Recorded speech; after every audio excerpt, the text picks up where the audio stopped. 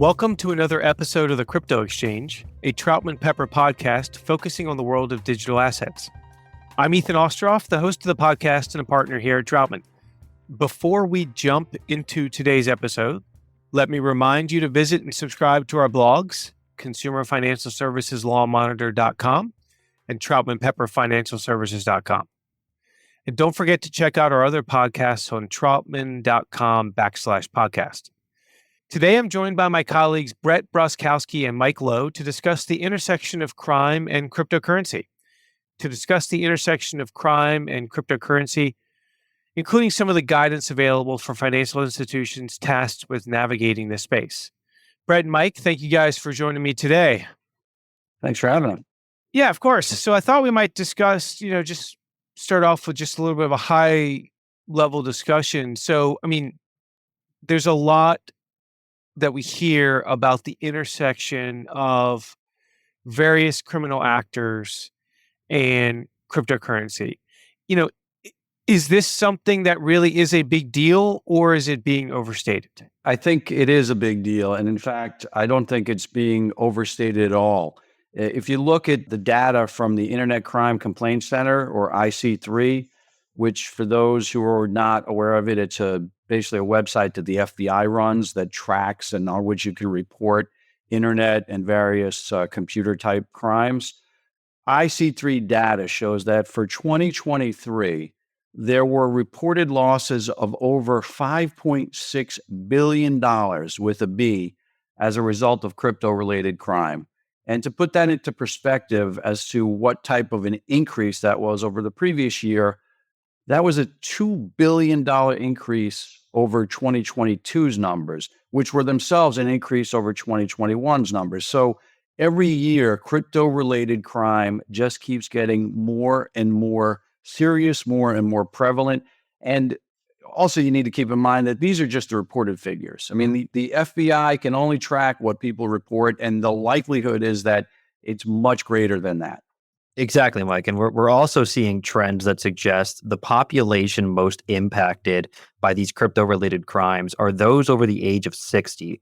So taking that figure, that $5.6 billion in losses reported in 2023, over $1.65 billion, or nearly 30%, were attributable to that age category alone.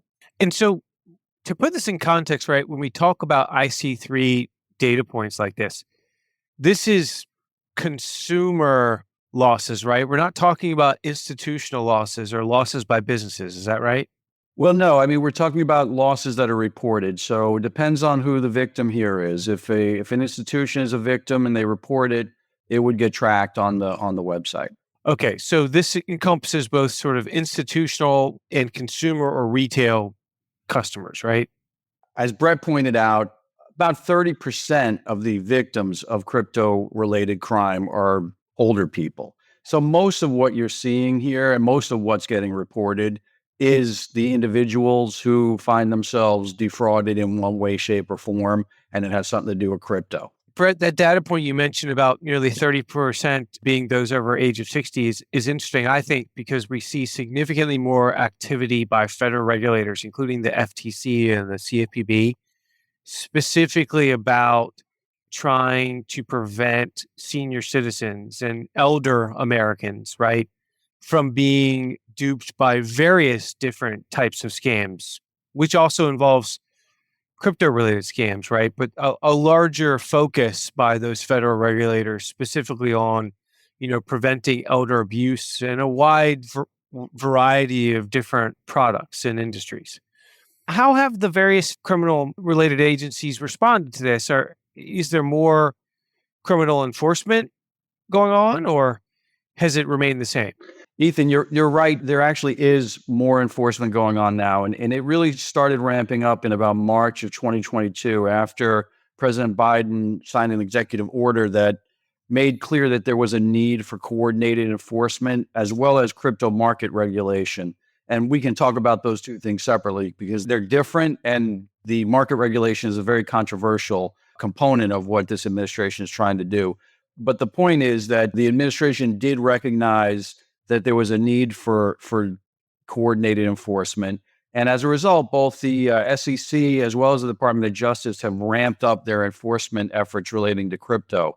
So, for example, in May of 2022, the SEC nearly doubled its crypto asset and cyber unit.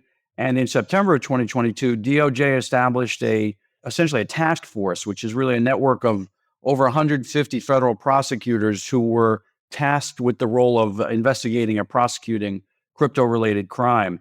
And in fact, I was just leaving DOJ when that effort was getting underway. And as it was ramping up, there was outreach seeking participation in that crypto cyber unit. And that was something that I was asked to participate in, but because I knew I was going to be leaving, I didn't. It is an interesting another data point, right? That the federal government is using a greater and greater percentage of its budget, right? Specifically for both regulatory and criminal enforcement matters, right? Yeah. And let's talk a little bit about, the intersection more specifically of cryptocurrency and criminal enterprises. So what types of crypto crime are we seeing most frequently? So, Ethan, I would say there's really four primary ways in which crypto is being utilized to further criminal activity. It's really, for a long time now, been the preferred payment method. For a long time now, it's been the preferred payment method for criminal activity because of its difficulty of tracing crypto. Second, crypto has become widely used in various scams, particularly because it's not well understood. And I mean, you talk to people about crypto and there are a lot of people, I'd say the majority of the population really doesn't understand crypto. Third, you have the DOJ and SEC have been prosecuting or suing various types of crypto-related investment fraud. And then finally, you have the prevalence of money laundering, which currently is done using crypto mixers, which have dramatically increased the scale of the money laundering involving crypto.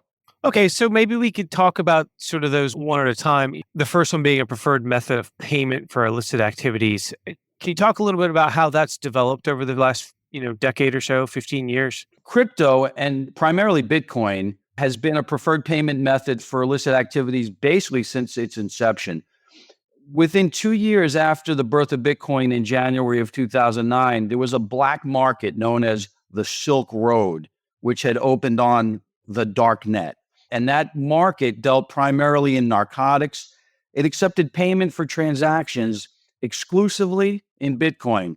And even though it only operated for about 2 years before it was shut down, the Silk Road processed over 9,519,000 Bitcoin, which for anyone who knows what Bitcoin cost and are worth today, that's over, in today's dollars, $577 billion with a B.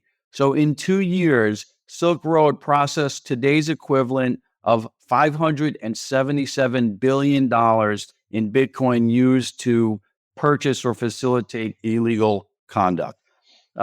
That particular website, the Silk Road, was seized by the FBI, and its founder, a guy named Ross William Ulbricht, who operated the site under the pseudonym the Dread Pirate Roberts, for those listeners familiar with Princess Bride. Ulbricht was sentenced to double life in prison without the possibility of parole. And interestingly, as an aside, at his sentencing, the judge found by a preponderance of the evidence that he had actually not only done these things involving the Silk Road, but he'd conspired to engage in murder for hire. And he apparently paid over $700,000 to hitmen to kill 5 people who were threatening to reveal or disclose the Silk Road and his enterprise. And that fact was considered by the judge in imposing that double life sentence. Now, thankfully, nobody was killed, but he did apparently try to kill people. Interesting. So in the context of the payments use case you were referring to, right, one of the big issues there is traceability, right? And questions revolving around, anonymity, what I would describe as anonymity versus pseudonymity, right? So in other words, can the federal government really trace all these transactions on a blockchain to show the movement ultimately between person one and person two, even though it may be moving through numerous different wallets and potentially even, one or two mixers in there between. Yeah, so Bitcoin's blockchain is indeed public. And when you have cooperation between legitimate exchanges such as Coinbase and federal agencies, that's when you get these takedowns, right? Now, when you add in what we'll, discuss later as hops, right, or intermediate transactions that are between an origin and a destination transaction, or mixers, right, those all obfuscate source and origin and destination. So on top of that, right, setting aside those little intermediate steps that are taken, be it hops or mixers, there's new privacy tokens that have started to take the place of Bitcoin in these markets. For example, Monero, which is traded under the symbol XMR, boasts a far less transparent blockchain, and thus it promises users increased anonymity, right? So going beyond pseudonymity to true anonymity. In addition to the currency evolving, right, we're seeing the black markets evolve as well. I mean, Mike hinted at a minute ago, we're moving beyond narcotic sales into murder for hire. And in 2023, the DOJ seized a market named Genesis Market, which also cropped up on the dark net and primarily dealt in user credentials. And so the website would acquire user credentials and personal information stolen in malware and or hacking attacks and sell the same in exchange for Monero, XMR, these privacy tokens, again, which provide a broader anonymity than your typical Bitcoin. All right. So interesting stuff, Brett. So, I guess what's stopping federal agencies from simply seizing the various darknet black market domains that are facilitating this type of illicit activity where cryptocurrency as a payment method is preferable? Well, Ethan, the problem here is that enforcement is complicated in this space. I mean, for one thing, darknet websites are hard to identify. For another, it's really a question of resources because you have so many of these darknet websites that'll just pop up where they facilitate illegal transactions. It's kind of like playing whack-a-mole. The feds can shut down and target and get a court order and seize or shut down one darknet domain, but then another one will just pop up. On top of that, you have to contend with the fact that many of these are located and are operated overseas. So engaging in any kind of meaningful takedown of the site in those circumstances requires a level of international cooperation between U.S. and foreign law enforcement and authorities. Speaking from experience, as someone who's done that, it's a lot of work. It takes a long time. It's not just as easy as snapping your fingers and getting this done, but it does happen. And I'll give you an example there. The Genesis Market takedown that Brett was talking about a little while ago, that operation involved over 400 law enforcement officers across more than a dozen countries. So short answer is it happens. It takes a lot of effort, and there are a lot of these sites. Sure. So I guess, does that give you a sense that, true enforcement here from a criminal perspective is hopeless because it takes so much cross-border coordination and a lot of manpower and money, quite frankly, to pull these off, right? And while, like Mike said, enforcement is difficult, I'm not sure we're ready to give up on enforcement yet. In 2022, darknet revenue was down to $1.5 billion from $3.1 billion in 2021. And Homeland Security credits this decrease with ramped up enforcement efforts of the various federal agencies, as well as the shutdown of major markets like Genesis Market.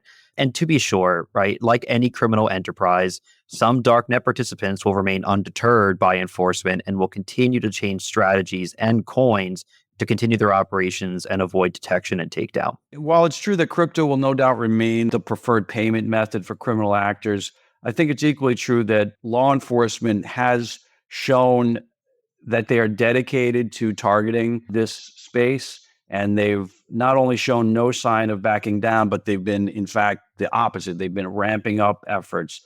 So I think it's just going to be a battle. Criminals will continue to do this, and law enforcement will continue to target it. Sure. So, and I appreciate that. I thought maybe we could turn next to talking a little bit more about crypto-related scams, right? One of the four things you mentioned earlier, Mike. Could you give our listeners just a general sort of overview or a high-level perspective on how these scams often work? Yeah, Ethan, I mean, I've seen many different types, and the reality is, like any kind of fraud, a crypto related fraud can vary greatly. Two of the most common that we see now are those involving fraudulent investment websites and those that mimic what would be a traditional tech support scam. So for the fraudulent investment website type scam, you find a scammer will reach out to the target, usually through some form of social media, attempt to establish a rapport. And once that occurs, the scammer will recommend an investment in cryptocurrency.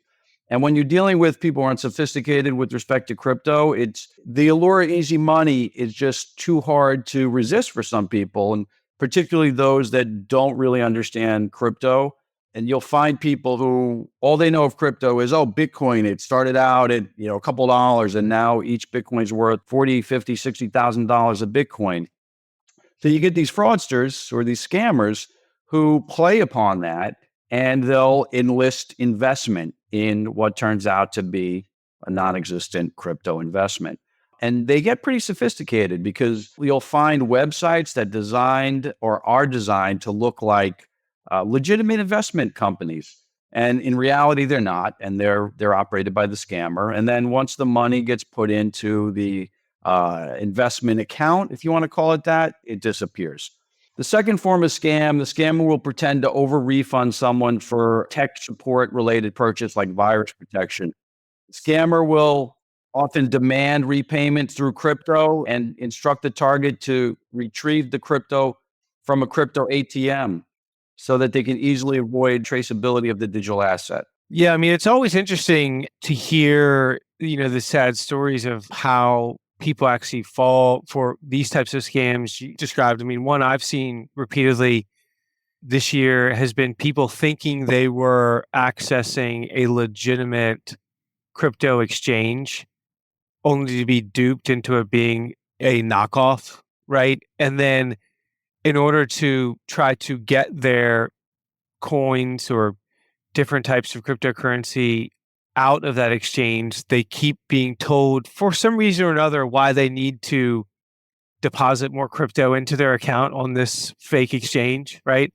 Only to then find themselves just digging themselves deeper and deeper into a hole.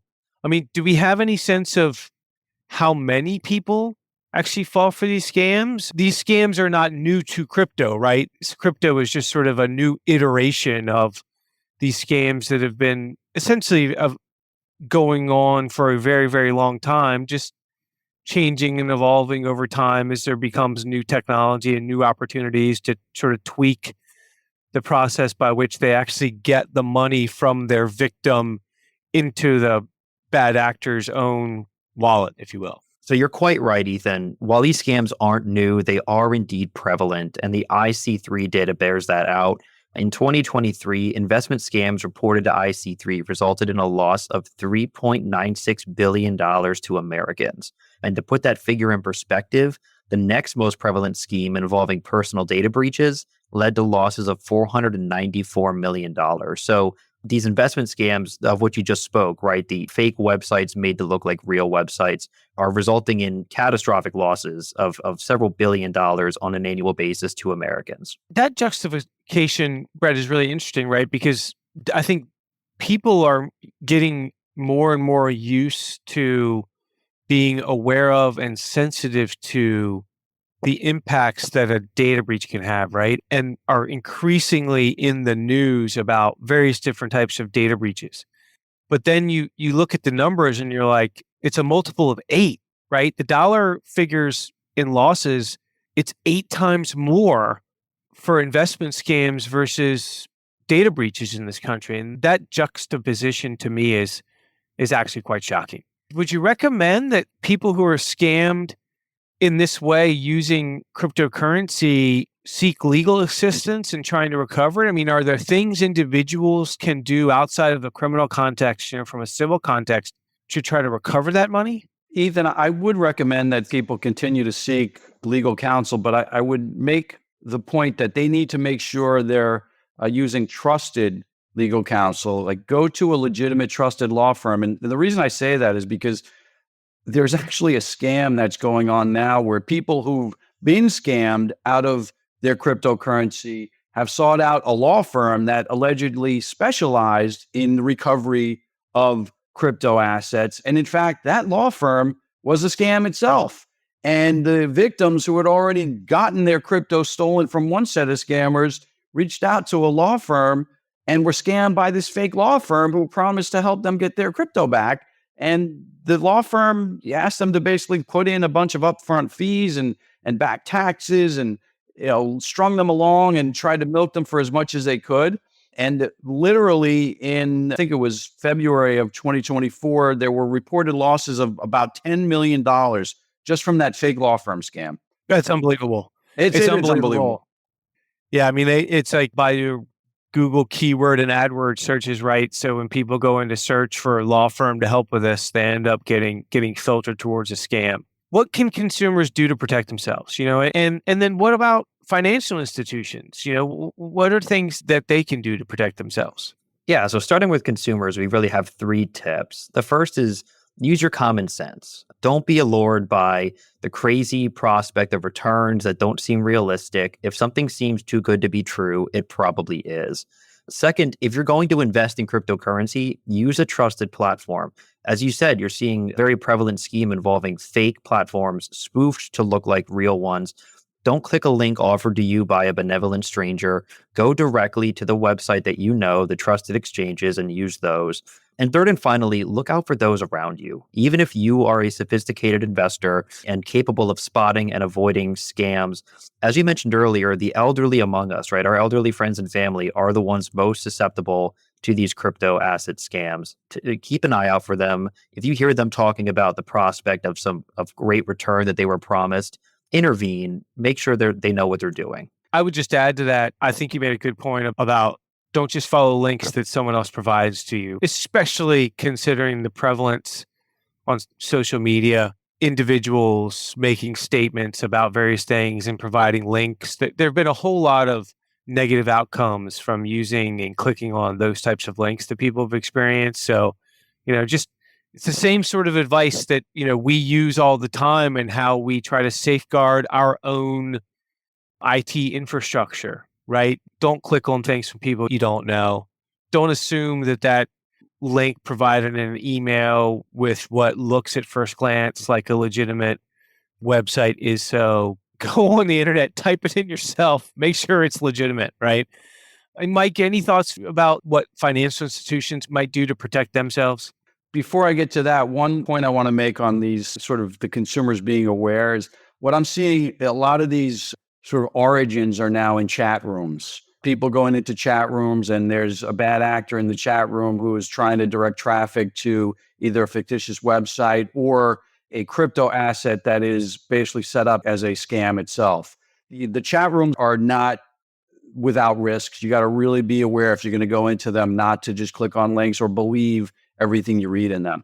To answer your question about institutions, I mean, with respect to the institution's customers, I think it's really important for institutions nowadays to do all they can to educate their customers and their consumers about the scams that are going on in the crypto space, particularly if the institutions are involved in any way, shape, or form in crypto. Because really general knowledge about cryptocurrency remains low nationwide. And you can do a lot just by even providing some basic knowledge to your customer base about cryptocurrency, the risks of the scams that are going on, that can give them the pause that might be necessary to help them avoid becoming victims. I also think for those institutions that are involved in cryptocurrency, it's really important to do your due diligence to make sure that the crypto assets that you're making available to your customer base are well-known sort of blue chip assets, if you want to call them that any websites or exchanges that are being used are the trusted, well-known exchanges and not the sort of newer coins or the newer exchanges. All right. So I thought maybe now we could switch gears and talk a little bit about, the final category of crypto-related crime that you identified earlier, Mike, money laundering. Start with the basics. Like, how does someone launder money using cryptocurrency? So unfortunately, for the law enforcement agencies, the process of laundering money via crypto is in many ways even simpler than traditional money laundering. And there's been new technology in the crypto space known as the crypto mixer, which is to put it quite bluntly, it's really a tool designed to launder money. Those looking to launder their crypto can deposit it into a mixer where it's basically blended up with other deposits of the same type of a coin through several serial transactions. And the funds are broken down into small amounts, recombined several times throughout the process, and then returned to their depositors via entirely new crypto wallets. And as a result of that process, the funds become virtually untraceable. And as we hinted at earlier, Ethan, these mixers are compounding the enforcement challenges that are already raised by the new privacy tokens. So whereas the privacy tokens themselves offer anonymity, now even coins like Bitcoin that have very public and transparent blockchains can be washed and redistributed in untraceable form. This topic is always interesting to me because I think there are people on both sides of the fence as to whether or not the washing and mixing makes crypto qualitatively different than normal fiat paper money in this context, and whether or not it's actually more likely that you can actually trace the path of digital assets in a way that's better than you could trace good old-fashioned cash in the various types of schemes that are used in good old-fashioned cash to launder it. I still go back, I can't remember when it was, but I think it was in 2023 where there was testimony in front of the Senate, and someone who was part of a panel was having a very spirited debate with Senator Elizabeth Warren about that distinction, pseudonymity versus anonymity, and trying to make the point, and I think it was well made at the time, about why it may be that crypto transactions are actually more easily traced to their ultimate beginning and end than traditional cash because of the various different tools that can be used, and why that's a lot easier than trying to track suitcases full of dollar bills. So, I think the use of mixers, right, is at an all-time high, right? This continues to go up. There continues to be increasing enforcement activity, right, involving mixers as well, where we see federal regulators going after and trying to shut down different types of mixers. What is the type of enforcement you guys are seeing in this situation? To address your earlier point, I think you're exactly right. I mean, the difference, though, is that mixers are now what really renders cryptocurrency very easy to launder. Absent mixers, your traditional crypto on a blockchain, you're right. You could basically trace the transactions, but the use of mixers changes all that because now you're literally taking bits and pieces of some crypto assets and combining them with others and getting something entirely new and untraceable. But DOJ is continuing to address that challenge as well. And there were two very high-profile mixer cases brought by the Southern District of New York between August 2023 and April 2024. The first one in August 23 was the Tornado Cash case, and it was a case brought against Roman Storm and Roman Semenov. And they were charged with operating Tornado Cash, which was at the time a very popular crypto mixer, which Semenov and Storm referred to as a coin anonymizer. And that Tornado Cash operated as follows. Users were basically instructed to deposit their tokens in predefined increments, which made them easier to break down and recombine. They were basically given a secret note that would permit them to later withdraw the laundered crypto. And Tornado Cash instructed the users even to wait several days before withdrawing the crypto to further disguise any link between their deposit and the withdrawal. At the time of the deposit, users were even shown statistics on how many other deposits were made into a given pool of cryptocurrency, which would let them know the difficulty that would be associated with tracing their deposits. And essentially, the idea was users send some coins in and they take different coins out. Now, one thing that's significant in all this, and which I think is part of the problem with regulating cryptocurrency exchanges, is that Tornado Cash had Know Your Customer, no AML programs. They weren't registered with FinCEN. They didn't file SARs, and they didn't comply with the Bank Secrecy Act. So basically what you had was a business that was essentially really set up to launder money.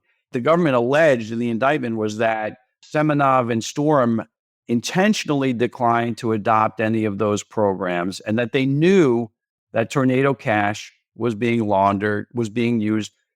And the government also alleged that they knew that Tornado Cash was being used to launder money. This is where cryptocurrency laundering has headed. And I think Brett's going to talk about the other case.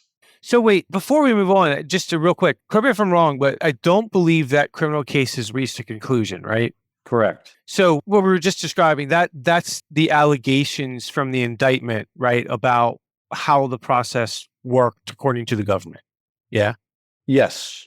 It's not all that. I think that's how it was listed on when you went on Tornado Cash. Like, these were the instructions you were given. But yes, this is an ongoing criminal case. So these are allegations that the government has made.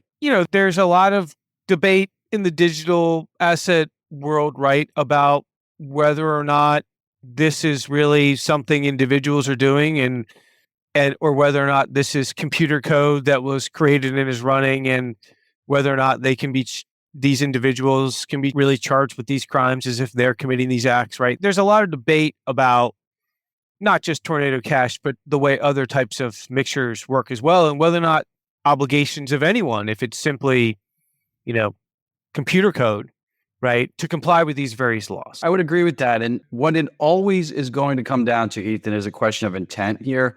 And one of the key facts I think that the government is relying upon, they alleged in their indictment that there was a September 2020 hack of a crypto exchange where it was widely reported that millions of dollars in stolen assets went into Tornado Cash. And the exchange actually emailed, these are allegations, the exchange emailed Storm and Semenov and asked them to help to block the proceeds, but they refused. There was another hack in 2021 where another $200 million from another exchange was allegedly deposited into Tornado Cash. And so the government's allegations with respect to Semenov and Storm are that they were well aware that illegal proceeds were going into their app, to their Tornado Cash mixer, and they knew it was being used to launder those proceeds, and they refused to do anything about it. So when you start adding in the level of intent and knowledge, I think that's where you find these mixer developers running into problems with federal authorities. Sure. So I guess any other, Brett, notable, enforcement efforts in this particular context that you might want to bring to the attention of our listeners? Yeah, actually, in April of this year, the DOJ charged Keon Rodriguez and William Hill with operating another popular crypto mixer called Samurai Wallet. And the case looks very similar to Tornado Cash, right? Samurai, they blended fixed amount transactions of cryptocurrency, breaking down and recombining the amounts and then redistributing them into new wallets for these individuals. They also offered a service. We mentioned this earlier. The service is called Ricochet. And what it did, it created unnecessary hops or transactions between an exchange of cryptocurrency, right? So even if you're trying to get crypto from A to B, they would add in several different intermediate transactions to try to further disguise the origin.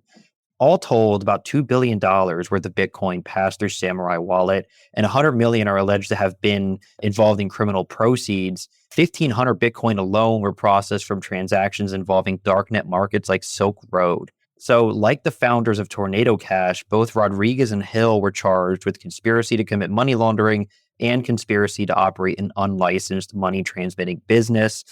Kind of to color what Mike was just talking about, the indictment goes on to kind of spell out the clear, or what the government believes are like the clear hallmarks of intent, right? So they had no anti-money laundering compliance programs, no know your customer or BSA compliance. They weren't registered with FinCEN.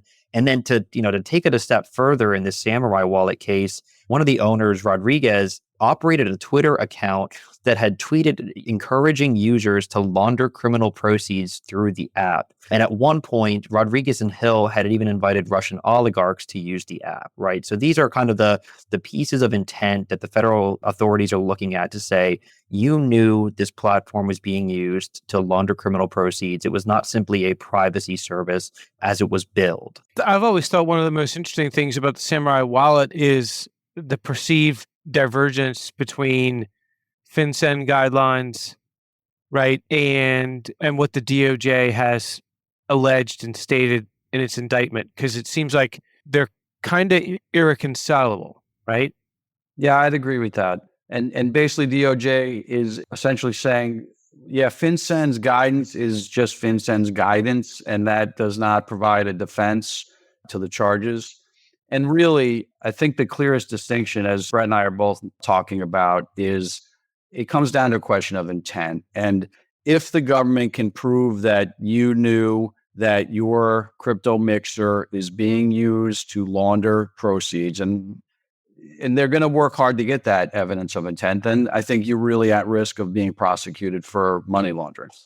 Sure, that makes sense. I guess, so in light of that discussion, I guess any sort of final thoughts about risks that financial institutions should be aware of in this context of the use of mixers and money laundering? Ethan, one of the largest risks, I think, for financial institutions is ensuring compliance with anti-money laundering and know your customer laws. And the use of crypto mixtures can place an increased compliance burden on your traditional financial institution. Think about the difficulty of rooting out the proceeds of a theft, and that sharply increases by the threat of washed and untraceable crypto assets. Yeah, and where crypto assets are, stolen, sent through a mixer, sold, into fiat currency, and then deposited into a traditional financial institution, that institution has to rely on information from various decentralized external sources to try and identify which funds were stolen, let alone to who they rightfully belong. So kind of like the enforcement problem that the government is facing, where it has to piece together information and task forces from several different nations and across hundreds of agents, these financial institutions are having to piece together information from various decentralized sources to try to identify the source and rightful owner of these funds. The final thing I want to talk to you guys a little bit about is the FinCEN guidance on this topic. I will say I do kind of want to gently push back on the notion that of these assets being untraceable. In my mind, I keep going back to the idea that it may be a different process to trace them than what we and, quite frankly, the government and prosecutors are used to. But I've got to think that I have a much better chance of tracing crypto assets through various wallets, exchanges, and even mixers, as opposed to suitcases full of cash being handed off from person to person or being put into the register, the till, if you will, at business number one and then move to business number two. I mean, to me, I think there's reason to push back on this narrative about lack of traceability. And that, to me, I still come back to the idea that the traceability is different, but doesn't mean that it's less or worse than what we have traditionally been dealing with in the money laundering world when we talk about the movement of cash and how difficult it can be to actually follow the movement of paper bills. But let me just move on now. I appreciate you guys talking through these various topics. They are very timely and interesting. The FinCEN guidance on this topic. So maybe just begin with reporting obligations and the type of reporting financial institutions must do if they notice something suspicious involving crypto. Yeah, so an institution who notices something suspicious involving crypto must file an SAR, or suspicious activity report. That report must typically be filed within 30 days of the suspicious activity of the institution noticing that activity. And the guidance requires reporting of any transaction of at least $5,000 that the institution knows or has reason to suspect involves funds derived from illegal activity, is designed to evade the requirements of the Bank Secrecy Act, has no business or apparent lawful purpose, or involves the use of the financial institution to facilitate criminal activity. Okay, and has FinCEN provided any tips, for what institutions should look out for to try to identify the situations where they have an obligation to file a SAR? Ethan, yeah, in fact, they have. FinCEN actually published a series of red flags that institutions should be on the lookout for. And a few of those are customers with no crypto history suddenly exchanging large amounts, the use of traditional loan vehicles to purchase crypto transactions that are linked to darknet markets, and customers who mention an interest in a lucrative crypto opportunity.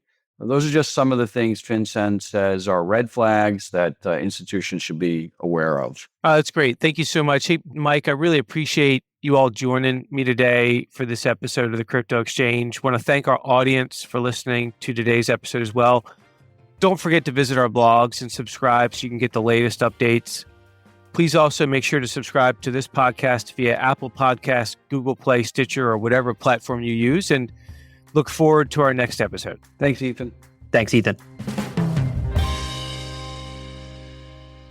Copyright Troutman Pepper Hamilton Sanders, LLP. These recorded materials are designed for educational purposes only. This podcast is not legal advice and does not create an attorney-client relationship. The views and opinions expressed in this podcast are solely those of the individual participants. Troutman Pepper does not make any representations or warranties, express or implied, regarding the contents of this podcast. Information on previous case results does not guarantee a similar future result. Users of this podcast may save and use the podcast only for personal or other non-commercial educational purposes. No other use, including, without limitation, reproduction, retransmission, or editing of this podcast may be made without the prior written permission of Troutman Pepper. If you have any questions, please contact us at troutman.com.